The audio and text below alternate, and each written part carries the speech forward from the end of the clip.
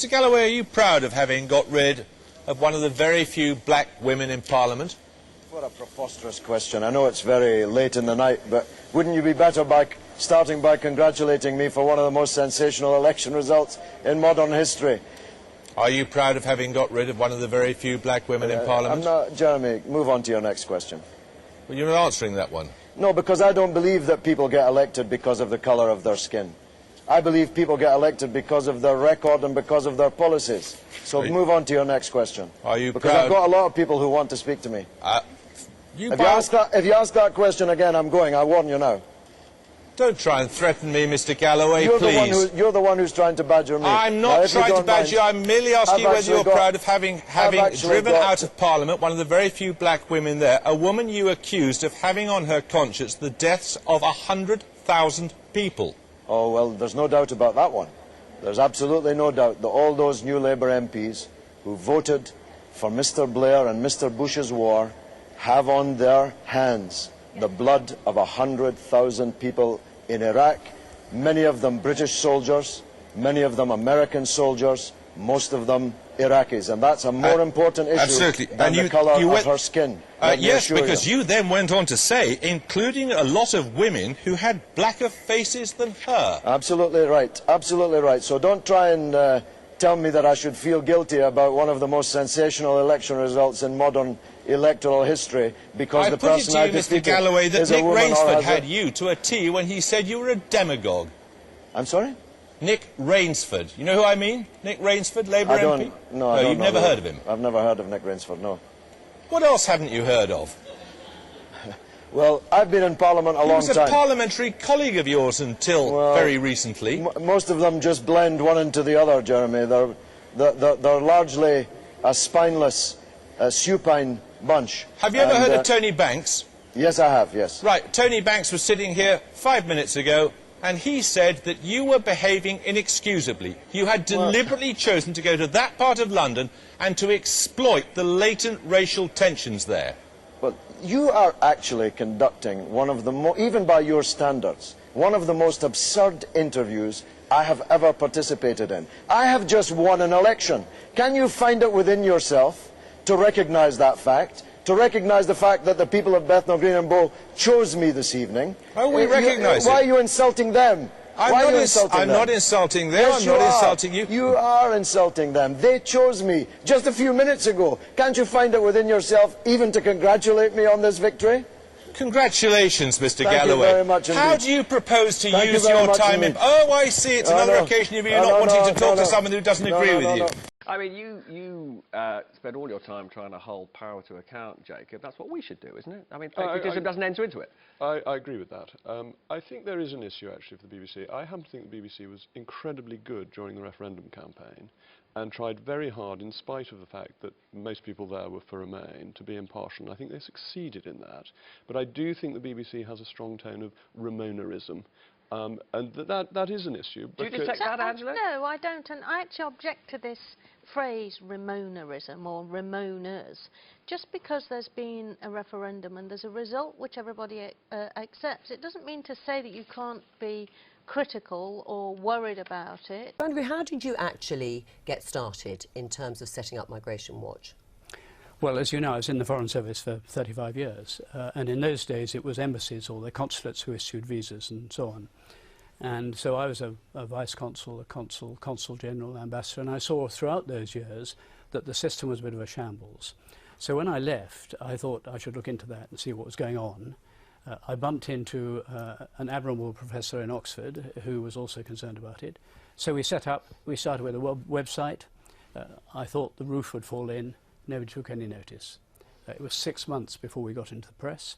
And then we got a really big headline in August 2002 when we predicted that there would be 2 million immigrants in the next 10 years. And we were wrong. It was more than that. So I think we made several predictions through that last 14 years. We've been pretty well right all the time. But you were criticised and have been criticised over the years, certainly through the 2000s, of being a one-man or a two-man band, that you didn't really have the sort of the credibility, the science behind the predictions you were making. How did that influence you or impact you? Well, we just had the support of 75% of the population, and we still do, but quite apart from that, we do have considerable expertise at our disposal. We have consultants who are experts in their own field. Now, but not then. And when you say 75% of the population, how on earth do you get those figures? Oh, every opinion poll you take will show that 75% want to see immigration reduced, 50% by a lot. That's gone on for years. Right. I mean, the other criticism was that you were pandering to bigotry, that you were... Well, but these were the criticisms, as you know, at the time. Are you saying they were totally unfounded? Of course. And they were actually quite widely held in the BBC, and I think they still are. But we've just had, I think, Roger Mosey, a very senior executive, and others who've said, actually, they were slow on this story and they should have been a lot quicker. Right. There were a very large number of paid-up Corbynistas in that audience. They were cheering him, and that's fine, provided you have balance. They were voluble, they were impolite, they booed one party leader in particular. Frankly, there should be sackings of senior BBC executives quickly and in the longer term. Why on earth are we all forced to pay nearly 150 quid a year when they have the main debate like this and produce that result? Stories put out by the BBC, first on Radio 4, then on BBC Breakfast Time, on its website and across all its media platforms, that up to 100,000 people on in-work universal credit would receive no benefits over the Christmas period? Well, I think it's disgraceful that that fake news was put out on our national broadcaster when universal credit is actually helping people get into work and earn extra money. And I think it's particularly poor that some of the lowest income people in our society have been unnecessarily worried when in fact under universal credit everybody can receive an advance. Well, we're joined by Sebastian Gorka now, who's a Deputy Assistant to President Trump from within the team there. Very good evening to you. Do you think his press conference was a bit unhinged, Mr. Gorka? I think it's pathetic that the BBC would use words of that nature and also the adjective weird. It's only weird to journalists like yourself who are biased. I mean, Brian Stelter is your authority. This is a man who on CNN by his own media colleague, Michael Wolff, was called ridiculous for his obsession for attacking President Trump. This is a man who I'd ask your viewers to just Google Brian Stelter, fake news Delta Airlines. Now, look, there was this moment in there where he made this claim, completely false claim, about his electoral college win was the biggest since Reagan, and then turned out that Clinton, Bush and Obama all had bigger electoral college wins. I guess I'm interested in how some mistake like that creeps in, because this is a man, President Trump, who looks carefully at these things. What was going on there? What do you think was going on there when he made that mistake? I think you're getting a little bit obsessive yourself. If you actually listen to the tape that you just played, he said, I guess I had the largest. It wasn't an unequivocal statement of fact. The bottom line is he trounced Hillary Clinton, and it was organizations like CNN, the New York Times, and even the BBC who said, Clinton is a shoo-in. The Huffington Post said she had a 92% chance of winning. That's fake news, and the BBC shouldn't be a hostage. Why is there this constant confusion in which the president sort of speaks, someone then has to go around with a bucket and a shovel, picking up the pieces, trying to clarify to the allies around the world as to what is going on? Your representation is just wishful thinking. If you didn't have an agenda-driven question list, it would be so much easier to have a better relationship with you. I mean, the bottom line is read the transcript. Read the transcript of what the president said after the meeting with the Prime Minister. Now, what do Boris Johnson, Muhammad Ali and more than 500,000 members of the public have in common? Well, they're all united in heaping opprobrium for Stephen Ant's sake. I should point out that that means they're being critical on the head of Republican presidential candidate Donald Trump. More than 500,000 people have signed a parliamentary petition calling for him to be banned from entering the UK. It stems from his announcement earlier this week that a Trump presidency would see a ban on all Muslim people entering the US. He was roundly condemned in America, but also by British politicians and other public figures for saying that. And in response, he tweeted, quote, the United Kingdom is trying hard to disguise their massive Muslim problem. Everybody is wise to what is happening. Very sad. Be honest. But while the majority of people in British public life joined in the condemnation, he had one champion. Yes, the columnist Katie Hopkins, who said, "Don't demonize Trump. He speaks for millions of Americans, and who can blame them for not wanting to end up like us?" Welcome to the Daily Politics. Now, you supported Donald Trump's words on this, but you also said it was totally impractical to do. So how do you square that? I think what I was saying was that I support the ideas behind what he's trying to do. You know, ultimately, Donald Trump is trying to show true leadership. The Americans felt very let down by what Obama said some 2 days after 14 people were gunned down.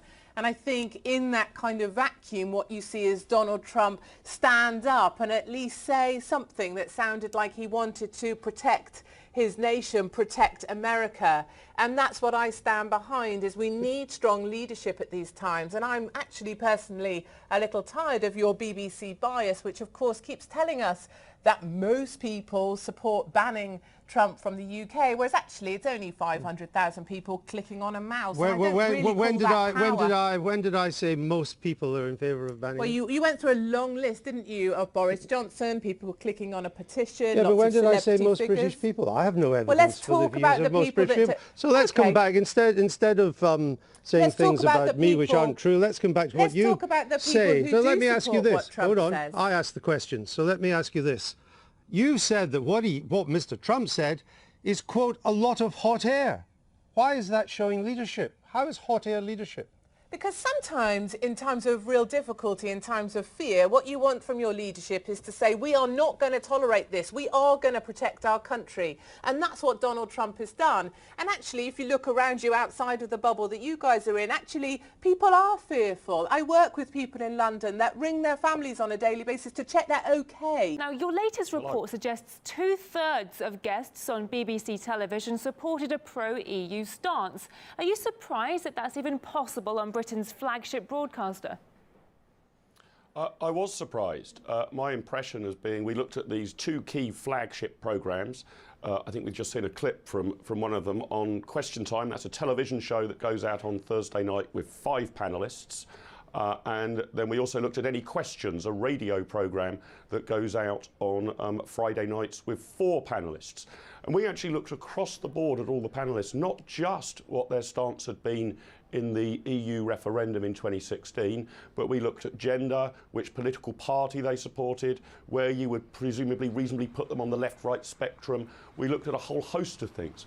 And actually, for, say, gender balance or the representation of ethnic minorities, they seem to get it pretty good, the BBC. And indeed for party political balance. You had basically the same number of people from the right of the spectrum as from the left of the spectrum. But on the issue of did you support Britain coming out of the European Union, well, you've already stated the figures. It was 68% of these panellists have voted for Remain, as far as we can tell, in the June 2016 referendum, and only 32% for Leave. Now, it is true that we are no longer in a referendum period, and it is true, as the BBC said in the statement they have furnished you with, that it's no longer a binary choice. But the problem is this: although there are now a wide range of choices, do we leave without a deal? Do we stay in with a transitional period? Do we stay in the single market? Do we stay in the customs union? And if so, for how long? Although there are now a wide range of options, really those range of options are subsets of the Remain camp and the Leave camp. So if you have overrepresented the Remain camp, you are likely to be overrepresenting on your programmes people who favour, for example, staying in the single market. And if you're underrepresenting the Leave camp, you're likely to be underrepresenting people who believe that Britain could leave with no deal and fall back on WTO terms. So I think it's pretty poor that a public broadcaster has skewed their guests and panellists so dramatically in this direction on the top political issue of the times. Yeah, and your report followed another one which claimed that only out of 4,000 guests over 10 years, only 133 of those had been in favour of the Brexit. So it's quite shocking figures, wouldn't you say? Yes, I do. I mean, I think that if I was going to show some sympathy for the BBC, I think one problem they've got is that in general in Britain, establishment figures, famous figures and influential people have tended to be in favour of EU membership. It's more the ordinary man or woman who rebelled against the political establishment who tends to be on the Leave side. So if you were to look at, for example, all 650 MPs in the British Parliament, an overwhelming majority, something like 3/4, backed Remain in the referendum and only 25% backed Leave, completely out of kilter with public opinion. So I suppose the default position, if you're just inviting on politicians, let's say more or less at random, is it's likely to be skewed towards the Remain side. The same would go to major businesses in Britain as well who tended to support Remain. It tended to be small enterprises that supported Leave. But it seems to me that the BBC has not done much internally to combat that, if you like, that default problem, that inbuilt bias. They've just allowed it to appear in much of their programming, and in particular the two flagship programmes we looked at overwhelmingly biased towards one side of the debate. And when the BBC say, well, we're trying to balance off a whole range of different things, not just people's stance on Brexit, these panel discussions do discuss issues other than the European Union. Well, there's a fair point there, but really, with Brexit being the dominant issue facing Britain, the top political issue of the last couple of years, it seems to me that balancing for people's views on Brexit and making sure you have a fair share of voice from both ends and all ends of the argument should be a very, very high priority indeed. It's the #1 topic, and therefore I think it should be, by and large, the #1 issue you're trying to balance for on the BBC's output. A public broadcaster, this is not a private broadcaster, it's publicly financed. You have to pay for the BBC if you have a television set and live in the United Kingdom. And I think they're not really fulfilling their obligation to the public by skewing their guests in this particular direction. That's very disappointing indeed. Impartiality, I think the questioner knows precisely what it is. Of course he knows exactly what it is. It's what he's getting at is this notion that he is festering away in his mind that the BBC is partial. First of all, the BBC is not monolithic, so therefore it is not partial. There are those people who work for it who take one view. There are those people who work for it who take another view. But you made it rather more personal than that, and you asked me about my impartiality. All I can tell you, sir, is that I've been doing this job on the Today programme for 27 years, and I have been accused by all of them of being unfair to all of them. And I hope that continues, because, I mean, I know it's a rather crude and clumsy way of measuring impartiality, isn't it? But I reckon, you know, if one moment you're being attacked by the Labour Party, by the Conservative Party rather, poisoning the well of democratic debate, which is what a certain Jonathan Aitken, who subsequently went to jail, but we'll put that to one side, said about me, and praised by the Labour Party simultaneously for saving democracy on behalf of a grateful nation. And then when the Labour Party came to power, all of a sudden you find that actually, as they said in the left of the BBC, something must be done about the John Humphrys problem. I mean, you know, that's the way. It's politics, for God's sake, and you should be old enough and ugly enough to know that.